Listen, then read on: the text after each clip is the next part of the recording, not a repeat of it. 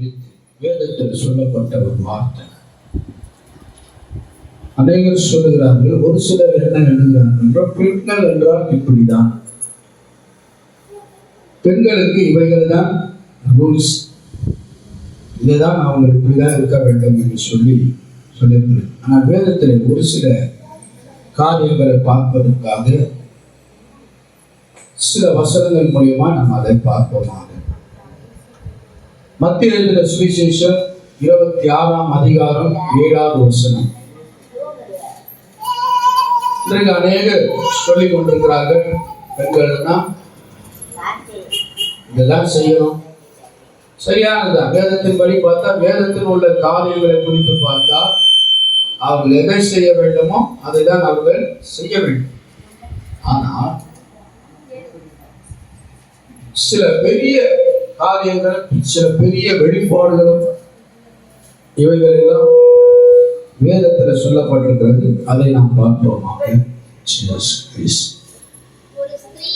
ஒரு ஸ்திரீ விலையேற பெற்ற பரிமள தைலம் உள்ள வெள்ளைக்கல் பரணியை கொண்டு வந்து இங்கே அவர் போஜன பந்தியில் இருக்கும் பொழுது அந்த தைலத்தை அவர் சிரசின் மேல் ஊற்றினார். அவருடைய சீஷர்கள் அதை கண்டு விசனம் அடைந்து, இந்த வீணான செலவு, என்னது வீணான செலவு,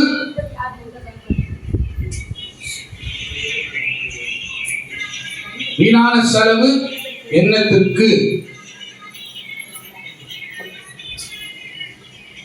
இந்த தைலத்தை உயர்ந்த விலைக்கு விற்று தரித்தருக்கு கொடுக்கலாமே என்றார். இன்றைக்கு பார்த்தீர்கள் என்றால், பெண்களுக்கு தான் தேவனுக்கு அதிகமாய் செய்ய வேண்டிய குணங்கள் உண்டு. சகோதரிமார்களுக்கு தான் தேவனுக்கென்று கொடுக்கிற குணமும், தேவனுக்கென்று இயேசுவுக்கென்று எதையும் எவ்வளவு விற்றா, இது சேகரித்தா, இது எவ்வளவாக நமக்கு தேவைப்படும் என்று நினைக்காத குணம் என்னவென்றால், சில இந்த மாதிரி குணம் உள்ள பெண்களுக்கு உண்டு. அதெல்லாம் இங்க எடுத்து காட்டுகிறார். இதே ஆண்கள் உள்ள ஒரு குணம் இங்க என்ன காட்டுகிறது என்றால், அவருடைய சீஷர்கள் அதை கண்டு விசனம் அடைந்து, இந்த வீணான செலவு என்னது.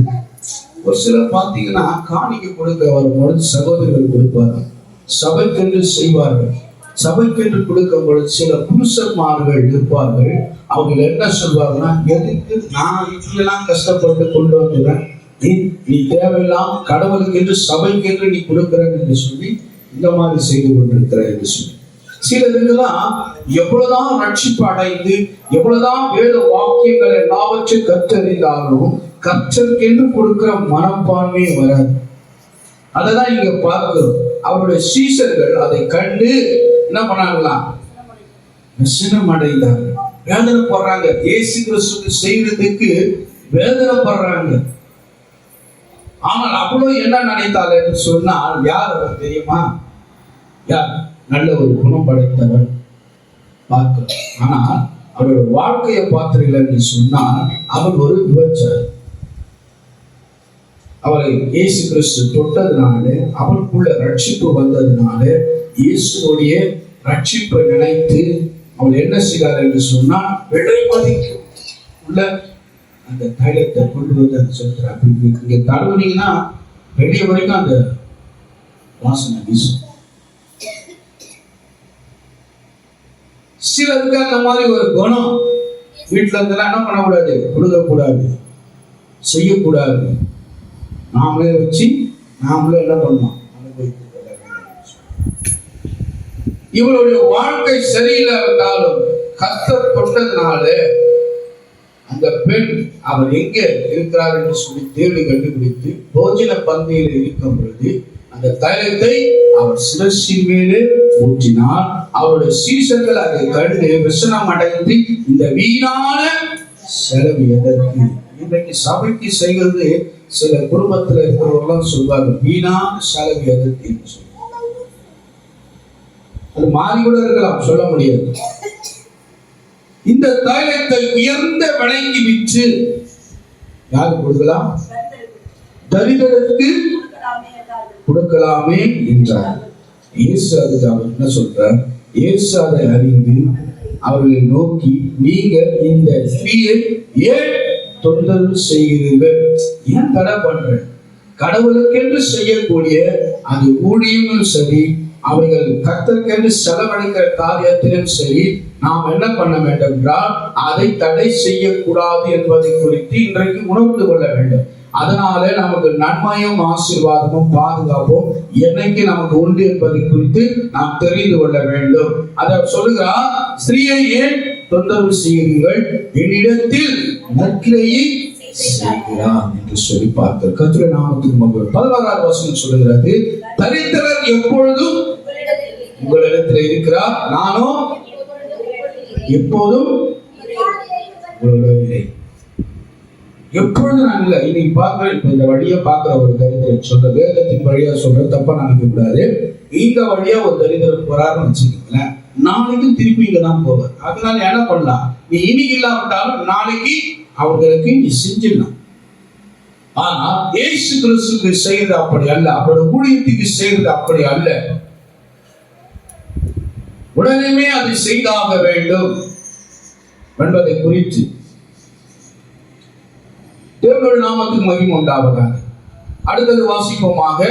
இந்த சுவிசேஷம் உலகமெங்கும் பிரசங்கிக்கப்படுமோ, அங்கேயே சொல்லப்படும் என்று மெய்யாகவே உங்களுக்கு சொல்லுகிறேன் என்றார். அப்பொழுது 12 ஒருவனாகிய யூதாஸ் காரியோத் என்பவன் பிரதான ஆசாரியனிடத்திற்கு போய், கவனித்து பாருங்க, இது ஒரு வெளிப்பாடு. நல்ல கவனித்து கொள்ளுங்க. யாருமே நம்ம என்ன பண்ணக்கூடாது, ரொம்ப இழிவா நினைத்து விடவே கூடாது. ரொம்ப இழிவா நினைத்து விடக்கூடாது. அந்த பெண் செய்த தொழில் மிகவும் மோசமானதுதான். ஆனாலும் கூட அவளை கல்லெறிந்து கொள்ள வேண்டும் என்று நினைத்த சூழ்நிலையில இயேசு கிறிஸ்துவானவர் அவரை தொட்டு ரட்சித்தார். அதற்கு ஒரு வெளிப்பாடு எங்கிருந்து வருகிறது என்று சொன்னால், அது பரலோகத்திலிருந்து அது வருகிறது. அதனாலதான் யாரையும் நம்ம என்ன பண்ண சீப்பா நினைச்சிடக்கூடாது. இவங்கதான் அப்படின்னு சொல்லி நாளைக்கு அவர்களால கிறிஸ்துவுக்கு என்ன நன்மை நடக்கும், என்ன நற்கிரிகளை அவரால் செய்ய முடியும் என்பதை குறித்து உணர்ந்து கொள்ள. அவன் சொல்லுகிறான், என்னை அடக்கம் பண்ணுவதற்கு முன்பதாகவே, அதாவது பரலோகத்தில் இருக்கிற பிதாவினோட சித்தத்தை நிறைவேற்றுவதற்காக, சிலுவையில போவதற்காக நான் மறிக்க பொழுது, நீங்கள் பார்த்துறீங்க என்று சொன்னால் உங்களுக்கு தெரியும். சில பேர்லாம் சொல்லுவாங்கல்ல, மறுத்த உடனே அவங்க எல்லாம் என்ன பண்ணுவாங்க, அந்த பெட்டியில குழியில எல்லாம் பார்த்தீங்கன்னா சைட்ல சந்தன மரம்லாம் வைப்பாங்க. சந்தன மரம்லாம் வைப்பாங்க. சில சைட்லாம் மேல எடுத்து அப்படி ஊத்து விடுவாங்க. அவர் மறித்த உடனே இவர் சிலுவைக்கு போக போகிறார், இவரை அப்படியாக அடக்கம் பண்ண போகிறார்கள் என்பதை குறித்துதான் அந்த தைலத்தை கொண்டு சிரசிலிருந்து அவருக்கு பாதம் வரைக்கும் விழுந்து அவரை தலைமுடியினால் அதை துடைத்து அவர் செய்கிறார் என்று சொல்லி அவர் அதையாவது சொல்லுகிறார். ஒரு அடக்க ஆராதனை குறித்து ஒரு வெளிப்பாடு அந்த ஸ்திரீக்கு இருந்தது என்று சொல்லி அதை தடை செய்யாதபடிக்கு கிறிஸ்து சொல்லுகிறார். இன்றைக்கு அங்க இருந்த சீஷர்களை ஒரு ஆண்களாச்சும் அப்படி செய்தார்களா? அந்த வெளிப்பாடு இருந்ததா? பேதுருக்கு கிடையாது. மத்தேயு 16 நீங்கள் வாசித்தீர்கள் என்றால் அங்க சொல்லுகிறார், கர்த்தாவே நீ மறிக்கவே கூடாது, இது உனக்கு, இந்த சம்பவம் உனக்கு நேரிடக்கூடாது என்று சொல்லுகிறார். ஆனால் இயேசு கிறிஸ்து சொல்றார், எனக்கு பின்னாக போ பிசாசே என்று சொல்லுகிறார்.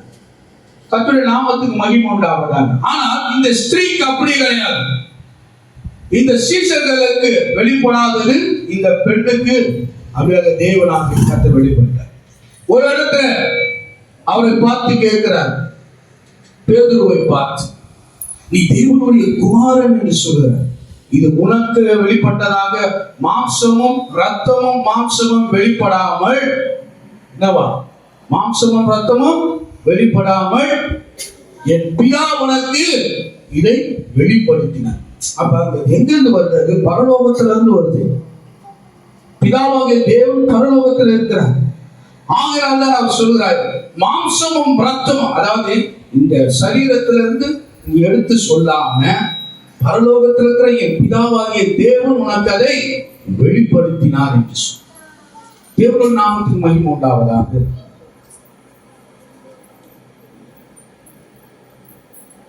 மத்திய 16 வாசிப்போமாக.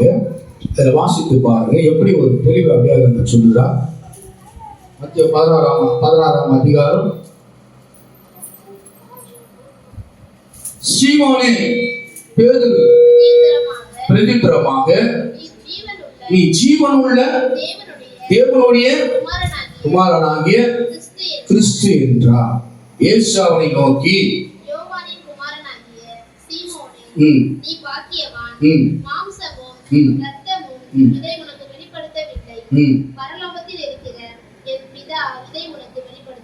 கர்த்தருடைய நாமத்துக்கு மகிமை உண்டாகட்டும். இந்த வசனம் எப்போ படித்து எப்போ நான் அண்டர்லைன் பண்ணி வச்சிருக்கேன். தேவனுடைய நாமத்துக்கு மகிமை உண்டாகட்டும். ஆனால் அவனுக்கு கூட அந்த அடக்க ஆராதனை செய்வது போல ஒரு வெளிப்பாடு அங்க இருந்த எந்த விதமான ஆண்களுக்கும் இல்லை. எதுவுமே வரல. ஒரு காட்டி கொடுத்து துட்டி சம்பாதிக்கலாமான்னு இருக்கிறான். ஆனால் இந்த விபச்சார பெண்ணும் ரட்சிக்கப்பட்டு மனம் மாறி கிறிஸ்துவை தேடி வந்து அவள் விட உயர்ந்த அந்த தைலத்தை கொண்டு தேவனுக்கு செலவழிக்கும்படியாக உலகம் இந்த வித்தாய் உலக கிடைக்கின்ற எண்ணம் இல்லை. ஆனா அங்க இருக்கிற சீஷருக்கு இருக்குது. அவரை வச்சு சம்பாதிக்கலான்ற எண்ணம் இருக்குது. ஆனா பெண்களுக்கு அப்படி கிடையாது. ஹல்லேலூயா, ஹல்லேலூயா. தேவனுக்கு கொடுக்கலாமா, என்ன செய்யலான்ற எண்ணம் அவங்களுக்கு இருக்கிறார். சகோதரிமார்களுக்கு அப்படி பார்க்க மாட்டாங்க. கிறிஸ்துவ அதிகமா நேசிப்பாங்க. எல்லா சபையிலும் போய் பாருங்க, ஜென்ஸ் லேடிஸ் மிகவும் அதிகமா இருப்பாங்க. ஹல்லேலூயா. ஜென்ஸ் குறை சொல்ல வரல. இன்றைக்கு பார்த்தீர்கள் என்றால் பெண்கள் அடிக்க நான் ஒரு ஸ்டேட்டஸ் பார்ப்பேன், எல்லாமே பார்க்க மாட்டேன். ஏனென்றால் என் வேதத்துக்கும் சில உதாரணமாய் சொல்வதற்கும் அது எனக்கு தேவை. நான் மட்டும் பண்ணேன். ஜீசஸ் தினகரன் கூட போன வாரத்தில் என்ன சொன்னேன், தொலைக்காட்சியில ஒன்றை இந்த முயல்களை ஆராய்ச்சி என்று வைத்திருந்தார் என்று சொன்னால அது மாதிரி பார்க்குற சம்பவங்கள் இருக்கும். சிலர் சிலர் இருக்கும். சாம் செகதுரை அவர்கள் கூட பாகத்தில் இருக்கிறார். அவர் என்னன்னா நிறைய புறாக்களை வளர்ப்பார். அந்த புறாக்களை வளர்க்கறதுனால அந்த புறாக்களுக்கு அவர் என்ன செய்வார் என்று சொன்னால் தீனிகளை போட்டு இருப்பார். அப்போ நம்ம ஹால்வர்ட் டாமஸ் போய் சந்திக்கும் பொழுது என்னன்னா, நான் ஊழியத்துக்கு போக மிகவும் நான் சமாதானமா இருக்கிறது இந்த புறாக்களை பார்த்துட்டு தான். நிறைய மிகப்பெரிய ஒரு சர்ச்சு, பெரிய புத்தகம் எல்லாம் நல்ல ஃபேமஸான மனிதர் தான். அப்போ அவர் போய் பார்க்கும்போது ஆல்வர்ட் டாமஸ் அவரை போய் பார்க்கும்போது என்னன்னா அப்படின்னு கேட்கும்போது, எனக்கு இதுதான் கொஞ்சம் எனக்கு என்ன பண்ணுமா, ரிலாக்ஸ் பண்ணுமா, இப்போ ஊழியத்துக்கு போயிட்டு வந்தேன்னு புறாக்கள் ஊற்றி நிறைய புறாக்கள் வளர்ப்பார். அப்போ அதுல இருந்து அவங்க ஒரு சுவிசேஷம் ஒன்று உருவாகுது. எப்படி அப்படின்னு சொன்னா, அந்த புறாக்களுக்கு எல்லாம் தீனி போட்டு அதுக்கு பறக்க விட்டு பார்க்கும் பொழுது, அதுக்கு போகும் பொழுது அதுக்கு போய் மற்ற ஒரு புறாக்களை கொண்டு வருகிறது. அப்போ இவர் ஆகாரம் போடுறாரு. அந்த சுவிசேஷத்தை பார்த்து ஆகாரத்தை போடுகிறார். அது சாப்பிட்டு போய் அது முழுவதும் சுத்தி கொண்டு திருப்பி வரும் பொழுது ஒரு புறாக்களை கொண்டு வருது. அதே போலதான் நாமளும் என்ன பண்ண, சபையில இருந்து போகும் பொழுது ஒரு ஆத்துமாக்களை கொண்டு வருவதாக இருக்கிற மாதிரி ஒரு உதாரணத்தை அவருக்கு அவர் சொல்லியிருக்கிறார். கர்த்தருடைய நாமத்துக்கு அது போல நம்ம பார்க்கறது கொள்றதெல்லாம் வேதத்துக்கு நமக்கு ஒத்து வரா மாதிரி இருக்கலாம், மற்றவர்கள் புரிந்து கொள்ளக்கூடிய அளவுக்கு அது இருக்க வேண்டும். இப்ப பார்க்கிறோம், இவர்களுக்கெல்லாம் அந்த ஒரு இதுவே வரல. ஆனா இந்த பெண்ணை இவர் ரட்சித்து இவர் தொட்ட பொழுதோ அவருக்கு என்ன ஆயிடுச்சு என்று சொன்னால், அந்த அடக்காராதனை அடுத்தது ராமோஜனம் முடிஞ்ச உடனே பந்தி கொடுக்கிறார் திருவருக்கு குடிந்து முடிந்த உடனே அடுத்தது அவர் என்ன பண்ண, சிலுவைக்கு போகக்கூடிய மரணத்தை தழுவக்கூடிய ஒரு சூழ்நிலைக்கு வரும் பொழுது அந்த வெளிப்பாடு இந்த பெண்ணுகிறதுனாலதான் அந்த இடத்துல அவர் செய்தார். ஹல்லேலூயா. கர்த்தருடைய நாமத்துக்கு மகிமை உண்டாகும். வேதத்துல சொல்லப்பட்டிருக்கு, ஆண்கள் முன்ன இன்றைக்கு பார்த்தீர்கள் என்று சொன்னா பெண்கள் அன்னைக்கு அதாவது ஸ்டேட்டஸ் சொன்னால அன்னைக்கு பார்க்குற ஒரு பெண் என்ன பண்றாங்க, லாரி ஓட்டிட்டு போறாங்க. அவங்க இன்னைக்கு முன்னேற்றத்தில் இருக்கிறார்கள் என்பதை குறித்து வேதத்திலும் சரி, அதே சமயம் உலக பிரகாரம் சரி சொல்லுது. நல்ல ஒரு முன்னேற்றத்துல இருக்கிறாரு. பார்த்தா அந்த பெண் பயப்படாம போய் வர்றதுக்கு 7 நாள் ஆகுமா. அந்த பெண் என்ன பண்ற, லாரி ஓட்டுறேன், ஆட்டோ ஓட்டுறேன், எல்லா காரியத்தையும் இன்றைக்கு செய்யக்கூடியவர்களா இருக்கிறாங்க. தேவனுடைய நாமத்துக்கு மகிமை உண்டாவதாக. உங்களை குறித்து நீங்கள் மிகவும் சிறப்பானவர்களா எண்ணிக்கொள்ள வேண்டும். அல்லேலூயா. இப்பெல்லாம் சொல்லுவாங்க ஒட்டக்கோழி கூவி என்ன பண்ணாது, பொழுது கிடையாது. ஆனா இப்ப அப்படி கிடையாது. தேவனுடைய நாமத்துக்கு மகிமை உண்டாகும். நானும் பார்க்கிறேன், ரோட்ல போகும்போது பார்ப்பேன், ஒவ்வொரு சகோதரிமார்கள் பார்த்தீங்கன்னா அப்படியே ஸ்பீடா வண்டி ஓட்டுறேன், ஆட்டோ ஓட்டுறேன். தேவனுடைய நாமத்துக்கு மகிமை உண்டாகும். என்ன செய்யற, நான் இங்க எல்லா வேலையும் செய்கிறார்கள். இன்றைக்கு ஜென்ஸ் செய்வது போல எல்லா வேலையும் செய்கிறார்கள். கர்த்தருடைய நாமத்துக்கு மகிமை உண்டாவதா. வேதத்துல பெண்கள் எவைகளை செய்ய வேண்டுமோ அவைகளை செய்யணும். கர்த்தருடைய நாமத்துக்கு மகிமை உண்டாவதா. இங்க பார்க்கிறோம், அவர் என்ன செய்யலாம், யாருமே செய்யல. அந்த இடத்துல ஜென்ஸ் யாருமே செய்யல. பந்தி கொடுக்குறது, அப்பத்தை 5 அப்பத்தை 5000 ஆகுதுன்னா அதை வாங்கி பரிமாறிட்டு சாப்பிட்டு அவரோடு கூட இருந்தது. ஆனா அவருக்கு அடுத்த கட்டம் ஆவிக்குரிய ஜீவிதம். அவருக்கு அடுத்த கட்டம் என்ன செய்ய, அடுத்த கட்டத்துக்கு அவர் எங்க போக போகிறார், என்ன செய்ய வேண்டும் என்பது செய்யல. அருமையானவர்களே, ஆனால் இந்த பெண்ணை என்ன பண்ணலாம்,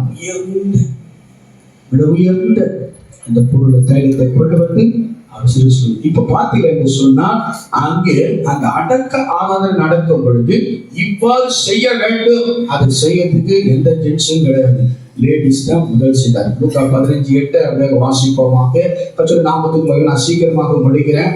லூக்கா 15:8 அங்கே பார்த்தீர்கள் என்றால் 10 வெள்ளி காசு இருந்தால் கூட அது 1 வெள்ளி காசு கீழே விழுந்தா அந்த பெண் என்ன பண்ணானா, விளக்கை கொளுத்தி அதை முழுவதுமாக கூட்டி சேர்த்து அதை கண்டுபிடிக்கிறதுக்கு மிகவும் ஜாக்கிரதை உள்ளவர்களாக இருப்பார் என்று சொல்லி பார்க்கிறோம். கர்த்தருடைய நாமத்துக்கு மகிமை உண்டாகும். எங்க பிரைஸ் நீங்க ஆரம்பிக்கிறது போது இந்த ஆராதனை நடக்கிறதுக்கு முன்பதாக பார்த்தீர்கள் என்றால் சகோதரிமார்கள் தான் வருவார். அவர்கள் தான் என்ன பண்ணுவாங்க, போவாங்க, போயிட்டு அங்க நின்று உட்கார்ந்து பேசி எப்படியாக அவங்க பிரெயின் வாஷ் பண்ணி, அதாவது என்னன்னா கிறிஸ்து இந்த உலகத்துல இதான் உலகம், இப்படிதான் பாவ வாழ்க்கை, அதுல இருந்து சொல்றாங்க. அதுலதான் அவங்க பேசி முடிவு பண்ணி சுவிசேஷம் சொல்றது யார் என்று சொன்னால் பெண்கள். அதே சமயம் அவர்களை சபைக்கு வராதவர்களை போய் கண்டுபிடித்து அவரோட பேசி கொண்டு வருவதும் அவங்க தான். அதனாலதான் இங்க இயேசு கிறிஸ்து சொல்லும்போது சொல்லுறார், லூக்கா 15:8 அப்படியே வாசிக்கும்போது, அன்றியும் ஒரு ஸ்திரீ வெள்ளி காசை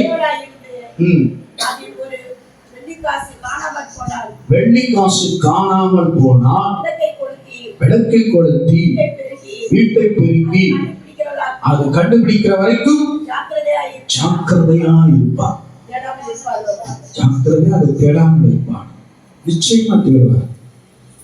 யாரு சபைக்கு வரல, யாருக்கிட்ட பேச ஜென்ஸெல்லாம் போய் அப்படி பேச மாட்டாங்க.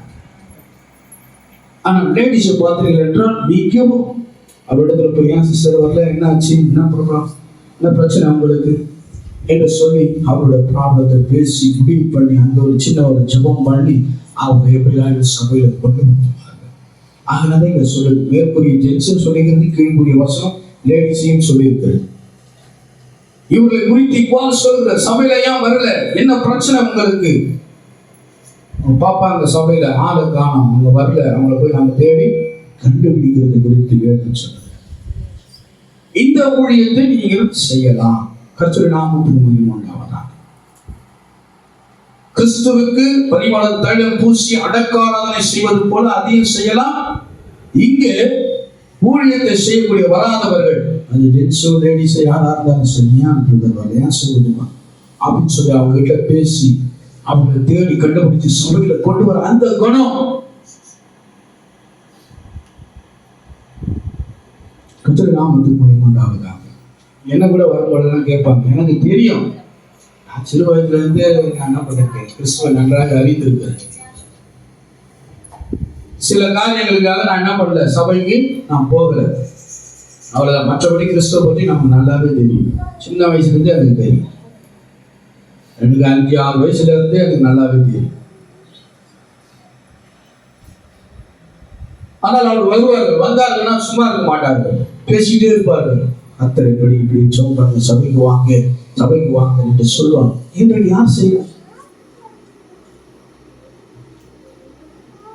அங்கதான் ஆண்டவர் சொல்றார், ஸ்திரீ அந்த வெள்ளி காசு ஒன்று காணாம போனா விழுறதில்லை, விளக்கை கொளுத்தி வீட்டை முழுவதுமாக கூட்டி பெருக்கி அதை கண்டுபிடிக்கிற ஜாக்கிரதை உள்ளவர்களாக என்ற வேதம் சொல்லுது. இந்த ஊழியத்தையும் என்ன பண்ணலாம்? தாராளமாக செய்யலாம். மார்க்கு 14:30 வாசிக்கும் முக்கியமான ஒரு சப்ஜெக்ட், முக்கியமான ஒரு நல்ல ஒரு வார்த்தை. கர்த்தருடைய நாமத்துக்கு இன்றைக்கு பெண்களை குறித்து அப்படி பேசுற மட்டம் தட்டியே பேசுறோம். அவங்க எப்பொழுதும் மட்டம் தட்டியே பேசுறது. ஆனா வேதத்துல பாருங்க எப்படி சொல்லியிருக்கிறது என்று. வேதத்துல எப்படி சொல்லியிருக்கிறது? பெண் பிள்ளைகள் என்று சொன்னால் மிகவும் என்ன பண்றது? கேவலமா பேசுங்க. அதான் சொல்றேன், பொட்டக்கோழி கூவி பொழுது விட, நான் எத்தனையோ பொட்டக்கோழி கூவுறது இல்லையோ, அந்த உழைப்பை நான் நன்றாக பார்த்திருக்கேன். அதனுடைய சம்பாதனை, அதனுடைய பிரயாசம், அந்த குடும்பத்துக்காக அவர் உழைக்கிற உழைப்பு எல்லாம் வச்சு நான் பார்த்திருக்கேன். ஏன்னா நான் ஒரு ஊழியக்காரன்றதுனால அவர்கள் சொல்லக்கூடிய விண்ணப்பங்களை நான் கேட்டு அதுக்காக நான் செபித்து அதை நன்றாக பார்த்திருக்கேன். கர்த்தருடைய நாமத்துக்கு மகிமை உண்டாவதாக. அருமையானவர்களே, இங்க வேதத்துல சொல்லப்படுறது பாருங்க, எந்த சீஷருக்கும் இங்க சொல்லப்படவில்லை, எந்த சீஷருக்கும் சொல்லப்படவில்லை, எந்த ஜென்ஸுக்கும் வெளிப்படவில்லை.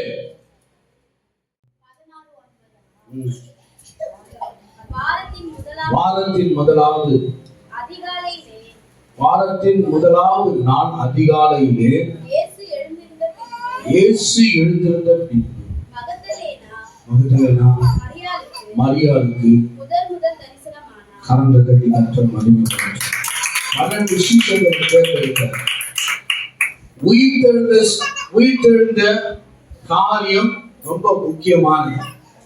அவன் உயிர்த்தெழவிட்டா எல்லாமே வீணா போயிருக்கு. ஆனால் அந்த உயிர்த்தெழுந்த சம்பவம் நடந்தது யாருக்கு முதலாவது?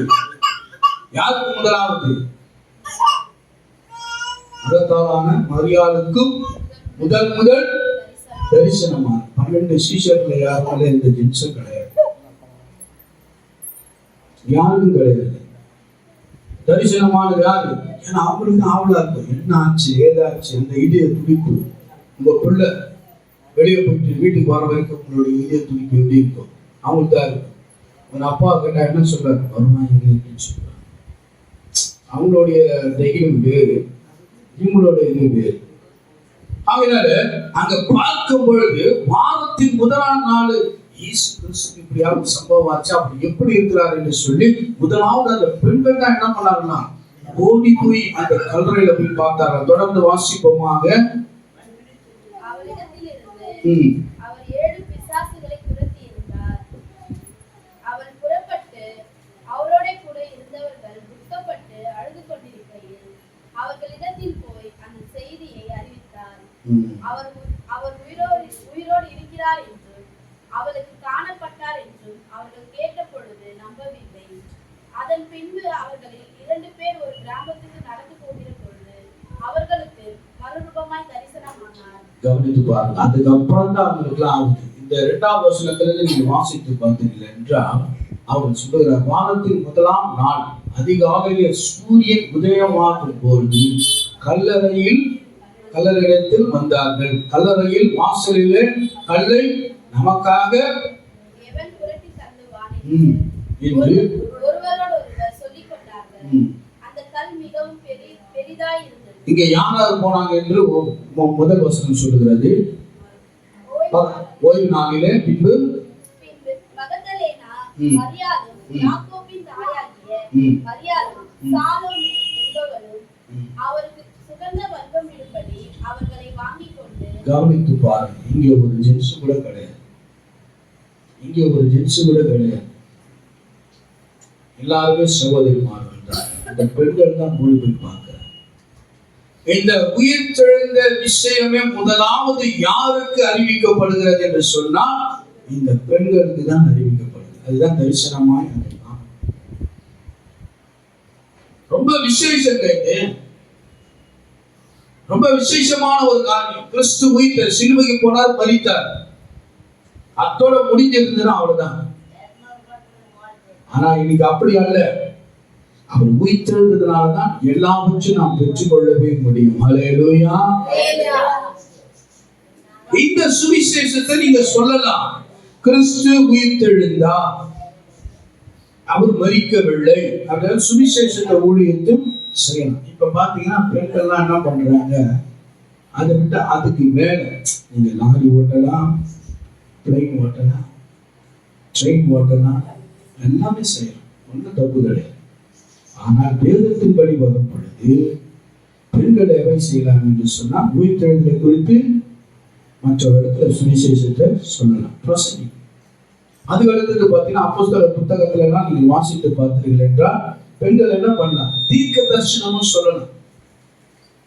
அப்போஸ்தலர் 2:17-18, அப்போஸ்தலர் 1:4-9 இவைகள் எல்லாம் நீங்கள் வாசித்து பார்த்தீர்கள் என்றால் அந்த நாட்களிலே என்ன பண்ணுவார், அவர் என்ன செய்தார் என்று சொன்னால், மாம்சமான யார் மேலும் அவர் ஆவியை ஊற்றுவார். எடுத்தவர்கள் வாசிக்க போவோம். கடைசி நாட்களிலே தான் மாம்சமான யாவர் மேலும் என் ஆவியை ஊற்றுவேன். அப்பொழுது உன் குமாரரும் உன் குமாரத்திகள் தீர்க்க தரிசனம் சொல்வார்கள். உன் வாலிபர் தரிசனங்களை அடைவார்கள். உன் மூப்பர்கள் சொப்பனங்களை காண்பார்கள். எங்க காண்றாங்க?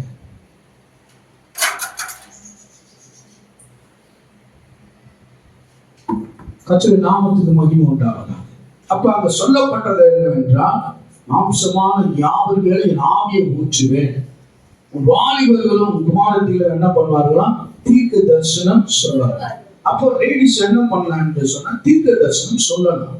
அதுக்கு உதாரணமாக அப்போஸ்தலர் 21:4-9 இவ்வாறு சொல்லுகிறது. அப்போஸ்தலர் புத்தகம் 4:21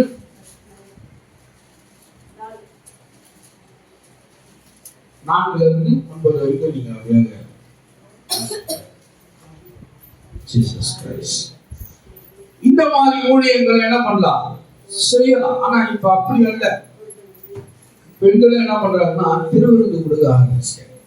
அது செய்யக்கூடாது, மிகவும் தவறான ஒரு காரியம். பெண்கள் திருவிருந்து கொடுக்கிறது அப்படி செய்யவே கூடாது. அதெல்லாம்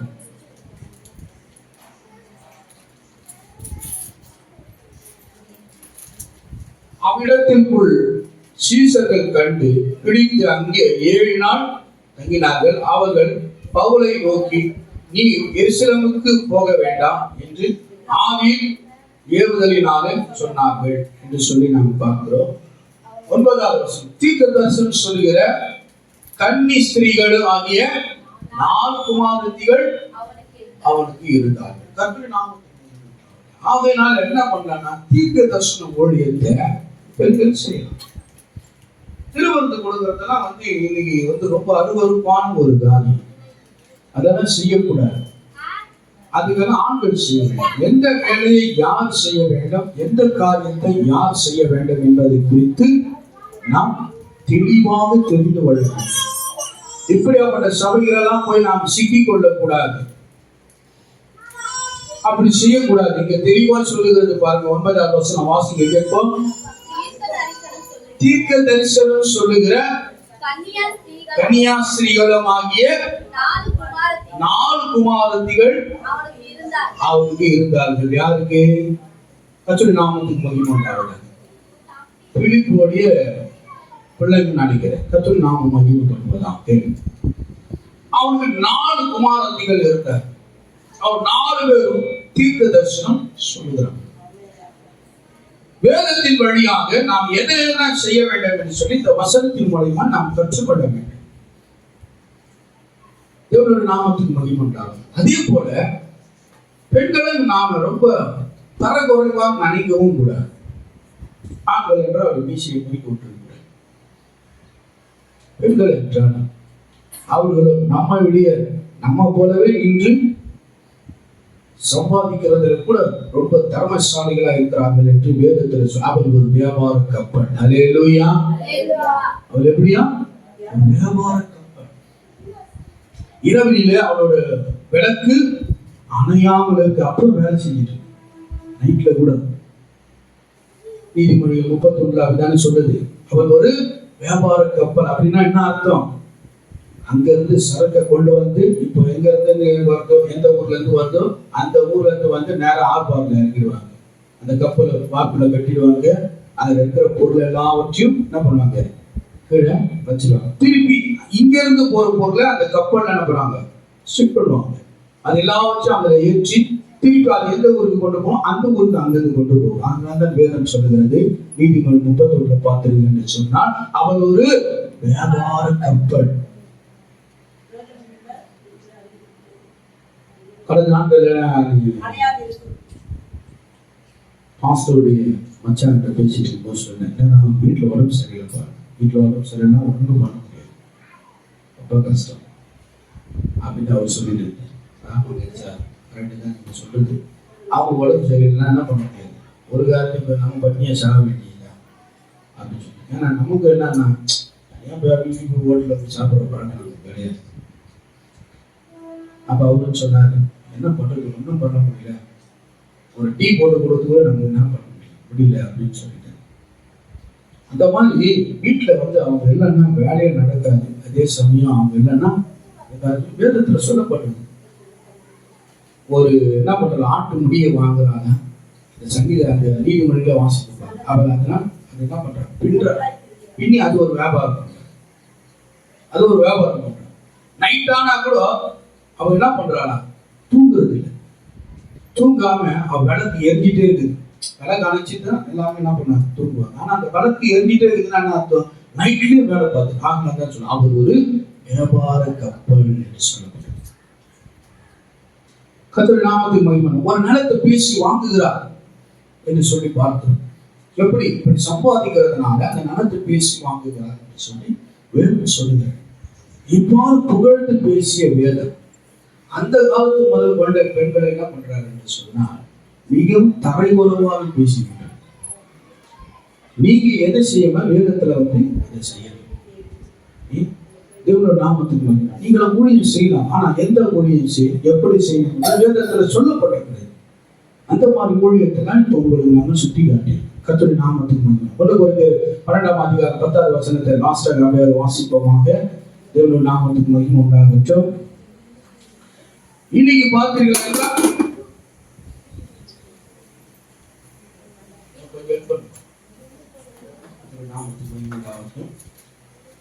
இன்றைக்கு பார்த்தீர்கள் சொன்னா அநேகர் என்ன செய்து கொண்டிருக்கிறார்கள் என்று சொன்னா வரம்புக்கு மீறியான காரியங்களை எல்லாம் அவர்கள் செய்து கொண்டிருக்கிறார்கள். அவர்கள் அப்படியே வாசிப்போமாக.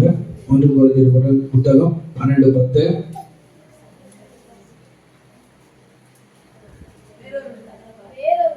வேறு ஒருவனுக்கு அற்புதங்களை செய்யும் சக்தியும், வேறு ஒருவனுக்கு தீர்க்க தரிசனம் குறைத்தலும், வேறு ஒருவனுக்கு ஆவிகளை பகுத்தறிதலும், வேறு ஒருவனுக்கு பற்பல பாஷைகளையும் பேசுதலும், வேறு ஒருவருக்கு பாஷைகளை வியாக்கியானம் பண்ணுவதனாலும் அளிக்கப்படுகிறது. இன்றைக்கு வந்து பேசக்கூடாதுன்ற அர்த்தம் இல்லை. கேட்கணும் தேவனிடத்துல, தேவனிடத்துல கேட்கணும், ஆண்டவரே நான் இன்றைக்கு வந்து பற்பல பாஷைகள் அந்நிய பாஷைகளை பேசுறேன், அதை பழக்கத்தை சிலர்லாம் அதெல்லாம் பேசுறதே கிடையாது. சாம்பிராணி மேல் உள்ள வைத்த மேல அப்படியே உட்கார்ந்துட்டு அவர் யாருக்கு எப்படி எப்படி கொடுக்கணுமோ அவர் அப்படி எப்படி கொடுக்கிறார். இன்றைக்கு அதை குறித்து கூட பேசுகிறது. நீ பாட்டு பலபலவனும் பேசினே இருக்கிறேன். அது ஆவியானவர் கொடுக்கிறது. நான் சொல்லல, வேதம் சொல்லுகிறது. 1 கொரிந்தியர் 12:10 இவ்வாறு சொல்லுகிறார், அவர் வரங்களை கொடுக்கிறவராக இருக்கிறார்.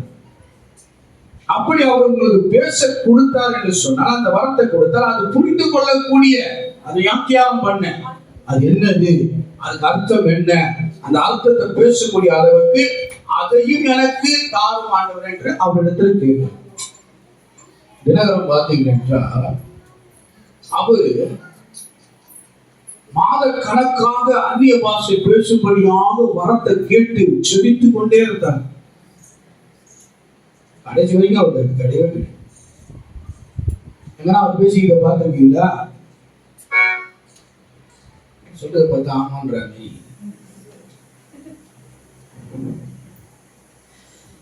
கிடையவே கிடையாது. தேவனுடைய நாமத்துக்கு போய் மாட்டாங்க. அவர் பேச மாட்டார். அவங்க பேசுறபடியே பாசத்தை பேசிட்டு. ஏனென்றால் அந்த வரத்தை கொடுக்கிறது பிதாவாகி ஆவியானவர். அதே போல அந்த வரத்தை நாம் பெற்றுக்கொண்டோம் என்றால் வெறும் பேசுகிறதோடு நிறுத்தி விடக்கூடாது. அதுக்கு விளக்கத்தை தேவனிடத்தில் கேட்க, ஆண்டவரே இரட்டிப்பான நன்மைகளை தருவேன் என்று சொல்லி இன்றைக்கு பேசக்கூடிய அளவுக்கு அந்த வரத்தை தந்தது, அதனுடைய விளக்கத்தையும் எனக்கு தர வேண்டும் ஆண்டவரே. அந்த பேசுகிற பாஷை, அந்த பாஷை அதனுடைய விளக்கத்தை எனக்கு தாரும் ஆண்டவரே. ஹல்லேலூயா. எனக்கு தெளிவா இருப்பீங்கன்னு நினைக்கிறேன். புரியுதுங்களா? பெரிய அந்நிய பாஷை பேசிட்டு நம்ம போயிடக்கூடாது. பேசக்கூடிய விளக்கத்தை நமக்கு தரும். அதாவது முடியும். ஏனென்றால் ஒவ்வொருத்தருக்கும் ஒவ்வொரு சக்தி அவர் கொடுக்கிறவரா இருக்கிறார். ஹல்லேலூயா. ஒவ்வொருத்தருக்கும் ஒவ்வொரு வரத்தை அவர் அளிக்கிறவரா இருக்கிறார். அந்நிய பாஷை பேசுறாண்டவரே, ஆனா மற்றவர்களுக்கு அது என்னென்ன தெரிஞ்சு சொல்லணும்ல, அதை இந்த விளக்கத்தை இதை கொடுத்தவர் அதை கொடுக்க மாட்டாரா என்ன? அதே கொடுப்பார். அதே சமயம் அந்நிய பாஷை பேசுகிறவன் என்னவா? தேவனோடு ரகசியம் பேசுகிறான். ஹல்லேலூயா. அதை நீ தெரிஞ்சுக்கின்ற அவசியம் இல்லை. சிலது அவரோட ரகசியம் பேசுறது நாம தெரியணுன்ற அவசியம் கிடையாது. ஏசு கிறிஸ்து பார்த்தீங்கன்னா எப்ப ஆண்டவரை நீ வருவீங்க சொன்னீங்கன்னா நான் ஜாக்கிரதையா இருப்பேன். நீ வரும்பொழுதுன்னா அவன் சொல்றாரு எனக்கே தெரியாது. சில காரியங்களை கவனித்துப்பாங்க, எனக்கே தெரியாது. பரலோகத்தில் இருக்கிற தூதரும் அதை அறியார்கள், என் பிதாவை ஒருவருக்கே தெரியும். ஹல்லேலூயா. சில பாஷைங்க நமக்கு சொல்லணும்னா அது தேவனோட ரகசியம் பேசுகிறது, யார்கிட்டையும் சொல்ல முடியாது. ரகசியத்தை சொல்ல முடியுமா? ரகசியத்தை சொல்ல முடியுமா? பிசாசுக்கு தெரியாது. தேவனோடு இவன் ரகசியம் பேசிட்டு இருக்கான், அந்த வார்த்தை அவனுக்கு தெரியாது. அதை வியாக்கியானம் பண்ணி நீ சொல்லிட்டீங்கன்னா, தெரிஞ்ச பாஷையில நீ சொல்லிட்டேன்னா பிசாசுக்கு தெரியும். ஆனால் அவனுக்கு தெரியக்கூடாதுன்னு சொன்னா அந்நிய பாஷையில பேசும்போது அவனுக்கு தெரியாது. ஹல்லேலூயா. இப்ப புரிஞ்சுப்பீங்கன்னு நினைக்கிறேன். தெளிவா சில பேர் சொல்லுவாங்க, நீங்க அந்நிய பாஷை பேசுற, அதனால அர்த்தத்தை சொல்ல, அதனால அர்த்தத்தை சொல்லு. சொல்ல முடியுதுன்னு சொல்ல முடியும், சொல்லக்கூடாதுன்னு சொல்ல முடியாது. இயேசு கிறிஸ்துவின் பரிசேயர் சரிசேர் வராங்க, வந்து கேட்கிறாங்க, நீ எந்த அதிகாரத்துல இதை செய்யறேன்? அப்போ இயேசு கிறிஸ்து கேட்பார், பரிசேயர் சரிசேர், யோவான் ஞானஸ்நானம் கொடுத்தது தேவனால் உண்டாகுதா மனுஷனால் உண்டாகுதா என்று கேட்பார். அப்போ பரிசேயர் சரிசேர் ரெண்டு பேரும் யோசனை பண்ணி சொல்லுவாங்க, தேவனால் உண்டாதுன்னு சொன்னா கிறிஸ்து செய்து ஓகே, மனுஷனால் உண்டாதுன்னு சொன்னாங்க ஜனங்க கல்லெறிஞ்சு நம்மளை கொன்றுவாங்க. ஆகினால ரெண்டு பேரும் யோசனை பண்ணி என்ன பண்ணுவாங்க, நல்லா தெளிவா சொல்றது கேட்டீங்க, யோவான் ஞானஸ்நானம் கொடுத்தது தேவனால் உண்டாகுதா மனுஷனால் உண்டாகுதா அப்படின்னு கேட்கும் பொழுது அங்க அவன் சொல்லுகிறான், எங்களுக்கு தெரியாது. ஏன்னா தேவனால் உண்டாகுதுன்னு சொன்னா இயேசு கிறிஸ்து செய்து சரின்னு ஒத்துக்குவாங்க ஜனங்க. அப்போ இல்ல மனுஷனால் உண்டானது சொன்னா ஜனங்கள் என்ன பண்ண ஒத்துக்க மாட்டாங்க, கல்லெறிந்து கொண்டு விடுவார்கள் என்று சொல்லி. அதனால பரிசேயர் சரிசேர் என்ன சொல்லுவாங்கன்னா, எங்களுக்கு தெரியாது. நம்ம இயேசு சொல்வாரு, எனக்கு தெரியாது எந்த அதிகாரத்தில் செய்ய, அப்படியே சொல்லுவாரு, எந்த அதிகாரத்தில் செய்ய எனக்கு தெரியாது. பதில் எப்படி வருது கவனித்து பார்க்கணும். கேட்டா பதில் சொன்ன சில காரியங்களை சொல்லலாம், சில காரியங்களை சொல்லக்கூடாது.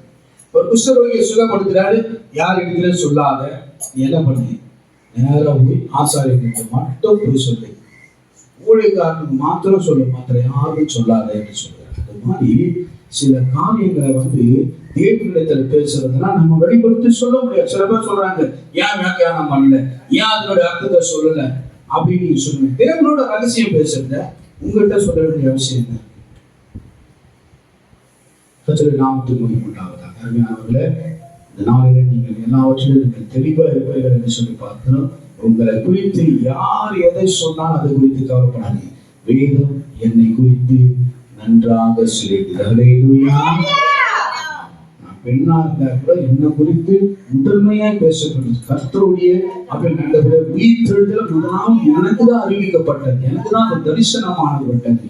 கர்த்தரை நம்பு, உன்னை ஒரு வியாபார கப்பலாய் மாற்றுவார். ஹல்லேலூயா. உன் வருவாய் குறையாது, இரவினர் கூட உன் வருவாய் குறையாது. தேவனுடைய நாமத்துக்கு மகிமை உண்டாவதாக. உன் விளக்கு அணையாம எப்பொழுதும் வெளிச்சமாகவே தேவனுடைய நாமத்துக்கு மகிமை உண்டாவதாக.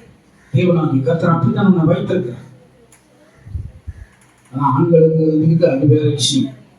இன்றைக்கு இழிவாய் தன்னை ரொம்ப குறைவாய் உங்களை பேசிக்கொண்டு கூட மத்தியில கர்த்தர் உங்களை உயர்த்தி ஆசீர்வதிப்பார். ஹல்லேலூயா, ஹல்லேலூயா. அதே சமயம் நம்ம எந்தெந்த ஊழியம் செய்யணுமோ அந்த ஊழியத்தை நம்ம செய்யலாம். மன விரும்பி நம்ம செய்ய வேண்டும் என்றால் அந்த ஊழியத்தை செய்யலாம். கர்த்தர் ஆசீர்வதிப்பாராக. கண்களை மூடவும் கர்த்தரை நோக்கி பார்த்தோ. வானத்துக்கு பூமிக்கும் அதிகாரம் படைத்த கர்த்தாவே, சர்வலோகத்துக்கும் ராஜா, அண்ட சராசரங்களை படைத்தவர், ஆதியும் அந்தமும் ஆனவரே, அன்பாவும் மேகாவும் ஆனவரே, முந்தினவரும் பிந்தினவரும் ஆனவரே, ஏக சக்கராதிபதியே, தாம் ஒருவரே ஞானம் உள்ளவரே, ஒருவராய் பெரிய அதிசயங்களை செய்தவர். இயேசுவின் நாமத்தினால இன்றைக்கு தான் சகோதரிமார்களை குறித்து நீ பேசின வார்த்தைகளை அமீன் ஆண்டவர் கர்த்தாவை ஸ்தோத்திரம் ஆண்டவரே. அமீன் ஆண்டவர், நீ அவர்களை ஆசீர்வதிக்கிறவனா இருக்கு. இன்னைக்கு முன்னோற்றத்துல அவர்கள் இருக்கிறார்கள். அமீன் ஆண்டவர் கர்த்தாவுக்கு ஸ்தோத்திரம் ஆண்டவரை. நான் பார்க்கிறேன், நான் கூட லாரி ஓட்ட முடியாது, ஆனா ஒரு பெண்மணி ஒரு லாரி ஓட்டுறாங்க. ஃபர்ஸ்ட் நாமத்துக்கு மகிமை உண்டாவதாக. அமீன். கொண்டாங்க ஏதோ போயிட்டு வர்றாங்க. போயிட்டு வர்றதுக்கு எத்தனை நாள் ஆகும் பேட்டி எடுக்கிறாங்க. அவங்க சொல்றாங்க 7 நாள் ஆகுது, இப்பதான் நான் முதல் போறேன் அப்படின்னு. அது போல எல்லாரையும் கத்ததாங்க முன்னேற்றத்துல அவர் கையின் பிரயாசங்களை நீ ஆசீர்வதிக்க குடும்பத்திற்கு ஆண்டவர் அவர்களை ஆண்டவர் தேவனாகி கர்த்தர் அமீன் ஆண்டவர் முன் நிறுத்தும்படியே உன் கரத்தில் ஒப்புக்கொடுத்து ஜெபிக்கிறேன். நீரே பெரியவர், பெரிய காரியங்களை செய்ய இயேசுவின் நாமத்தினால் நாம் ஜெபிக்கிறோம். ஜீவனுள்ள நல்ல பிதாவே, ஆமென். கர்த்தராகிய இயேசு கிறிஸ்துவின் கிருபை, பிதாவாகிய தேவன் பரிசுத்த ஆவியின் அன்பின் சதாகாலங்கள் தொடர்ந்து காப்பாராக. ஆமென். என் ஆத்துமாவே கர்த்தரை ஸ்தோத்திரி, என் முழுவதுமே பரிசுத்த நாமத்தை ஸ்தோத்திரி. என் ஆத்துமாவே கர்த்தரை ஸ்தோத்திரி. கர்த்தர் செய்த சர்வ உபகாரங்களை என்றும் ஆமென். ஹல்லேலூயா, ஹல்லேலூயா, ஹல்லேலூயா.